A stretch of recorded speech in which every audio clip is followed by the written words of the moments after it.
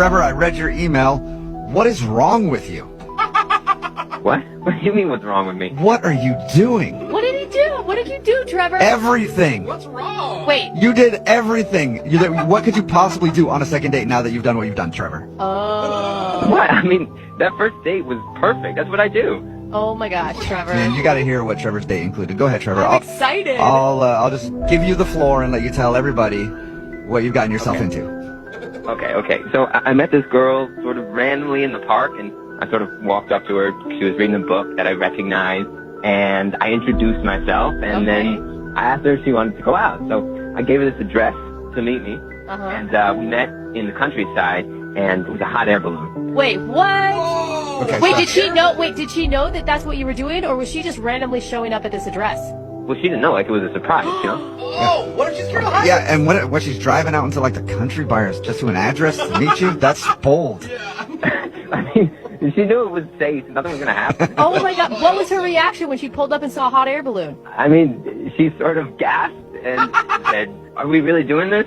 And wait, was it just a hot air balloon for just you two, or were you guys on a group thing like they do? No, it was just us. It was just us. Oh, you rented the whole thing. Trevor. It was like a whole trip over the countryside, and you could see everything. What, are you like taking your date ideas from The Bachelor? Let's see, that's what I'm saying. Like, dude. Like, it's already too much, but there's more. What else did you do, Trevor? When we landed, I had rented out this castle. Excuse me, what? Shut up. Where were you guys? London? I was picturing the south of France, personally. There are castles in America. You just, if you have the means to rent a castle, then you go to a castle. You just got an air balloon Yeah. to them. That's it. Yeah, I guess that's just how you have to do it. What did you rent the castle out for? So here's where I got really good, right? We go into the castle, and I had hired a chef. And so he cooked us this meal. It was a big, like, 5-course meal. It was really romantic, right? There were candles and everything. It was a, big, long table. And there was music. And Talking candlestick. Beauty and the Beast. it was really nice. And there was a violin player. Oh, my God. It's like a wedding, What do you dude. do for a living, Trevor? My God. Zero money.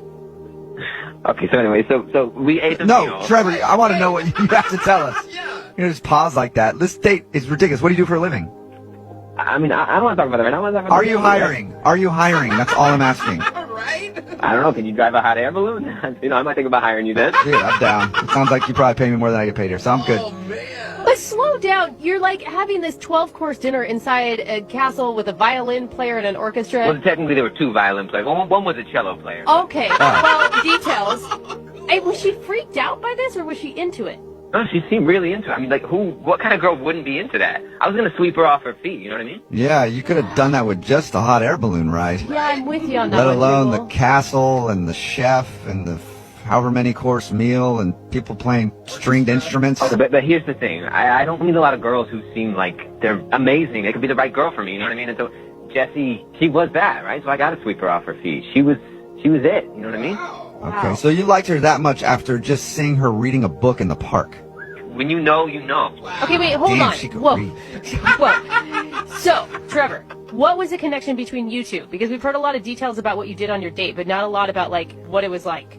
Well, I told you already. There was like the 5-course meal and the violin players, and that's what was going on. No. Trevor, It's like like, chemistry. was there butterflies? Did you guys flirt? Did you rent butterflies? Yeah. Have fun, man. Basically, yeah. Well, I didn't think of that exactly, but like everything else, you know what I mean? There was like fancy silverware, you know what I mean? Trevor! You get it, bro. No! Did you guys have any deeper connection? Yeah, I mean the conversation was great, but the views from the castle were great too, and from the hot air balloon. Okay. Castle. She was loving it. I mean, we didn't talk about personal stuff all that much because there was so much going on around us. You know what I mean? Yeah, I mean, how you gonna talk about personal stuff when you got a cellist in your ear? Yeah, that's what I'm talking about, right? And so if the date was so amazing, you did all this work, spent probably a lot of money, why do you think she's not calling you back? Yeah, I don't know. I mean, I invited her up to go up, to the top of one of the turrets. Where you could see, it was in the middle of the day, so you could see everything. And she said no. And I thought maybe, you know what I mean? I wasn't going to make a move on her or anything. I just wanted her to see the view. But maybe she thought that was kind of creepy. I don't know. Did you guys kiss? No, we didn't kiss because, I'm a gentleman. Of course. And, I don't want to take things too fast. Yeah, obviously Right. not. Yeah, no, that wasn't too fast at all, Trevor. Totally. Yeah, I think we let's need take to it have nice and slow. We'll Yeah. start with a hot air balloon ride to a private castle with a 5-course meal and a band playing. Oh, Trevor. So no kiss, and have you heard anything from her since your elaborate date? No, I haven't heard a word. I called her a few times. I haven't heard back at all. It may have been too much, you know? Like, too much? Like, what do you mean too much? You know, like, too much, too soon. You did a huge display. I think Jose's right. I think you may have read what women want a little wrong. Like, yes, women want that. That sounds magical. But what they want more than anything is to get to know a really nice person who makes them feel special just talking. Okay, but like, I think if you saw the castle, you might feel the same. Well, Trevor, that may be what women want. I know what I want. And if it doesn't work out for you, you could take me on these kind of trips. It'd be cool. Let's do it. All right. Yeah, Sweet, okay. perfect. Okay, bro date. We'll take a bro hot air balloon ride. Anyway, we'll play a song, come back, and then call her and get your second date update, okay? All right. Modern society bombards men with confusing and often contradictory messages about what it means to be a man. We are sold a romanticized ideal of masculinity, one often centered around fleeting romantic conquests and superficial charm. This shallow definition of manhood does a disservice to men, leaving them feeling inadequate and perpetually chasing validation from others, particularly women. Traditional romantic advice often perpetuates this harmful narrative. Men are told to prioritize grand gestures, memorize cheesy pickup lines, and prioritize a woman's happiness above their own. This approach reduces men to caricatures of their true potential, leaving them feeling unfulfilled and perpetually seeking external approval. True masculinity is not about manipulating women into bed. It's about cultivating inner strength, self-reliance, and a strong sense of purpose that transcends fleeting romantic encounters. It's about building a life of meaning and substance, one built on a foundation of personal growth and genuine connection. It's time to move beyond the superficial and embrace a more fulfilling definition of masculinity. It's time to focus on building ourselves up rather than chasing fleeting validation from others. True masculinity rests on 4 fundamental pillars: value, attraction, social skills, and competence. These pillars represent the internal and external qualities that empower men to navigate the world with confidence and purpose. Value refers to your worth as a man, both to yourself and to the world around you. It comes from cultivating your strengths, pursuing your passions, and living a life of integrity and purpose. Attraction is not about tricks or manipulation. It's about cultivating your physical and mental health, presenting yourself with confidence, and developing a strong sense of self-awareness. Social skills are essential for building meaningful connections, navigating social situations with ease, and establishing yourself within a community. Competence, on the other hand, is about developing practical skills, being able to solve problems effectively, and becoming self-reliant. By focusing on developing these 4 pillars, you build a foundation for a fulfilling and successful life, one that doesn't rely on the fleeting validation of romantic conquests. This holistic approach to masculinity empowers you to become the best version of yourself, attracting genuine connection and respect along the way. Many men fall into the trap of seeking validation from external sources, particularly romantic partners. They chase compliments, crave attention, and base their self-worth on the opinions of others. This pursuit of external validation is a recipe for unhappiness and frustration. When your self-esteem hinges on the whims of others, you surrender your power and autonomy. You become dependent on external approval, leaving yourself vulnerable to manipulation and emotional turmoil. True strength comes from within. It's about recognizing your own value, independent of external validation. Instead of chasing compliments, focus on building your self-respect. Invest in your personal growth, cultivate your passions, and strive to live a life that aligns with your values. When you find validation from within, external approval becomes a pleasant byproduct, not a desperate need. Remember, True happiness and fulfillment come from living a life of purpose and meaning, not from collecting fleeting compliments or chasing romantic validation. Build your strength from within, and you will attract genuine respect and connection organically. The journey to self-improvement can feel daunting, but it doesn't have to involve radical overnight transformations. Start small. Focus on making incremental changes that you can sustain over time. Begin by identifying areas where you want to improve. Is it your physical fitness, your financial literacy, your social skills? Once you've identified your target areas, break down your goals into smaller, more manageable steps. Instead of vowing to hit the gym 5 days a week, start with 2. Rather than overhauling your entire diet, begin by cutting out sugary drinks. Small victories build momentum and create a positive feedback loop, making it easier to stick to your goals. Consistency is key. Focus on making small, sustainable changes over time, and you'll be amazed at the transformation you can achieve. Remember, the journey of 1,000 miles begins with a single step. In today's increasingly isolated world, it's easy for men to feel alone in their struggles.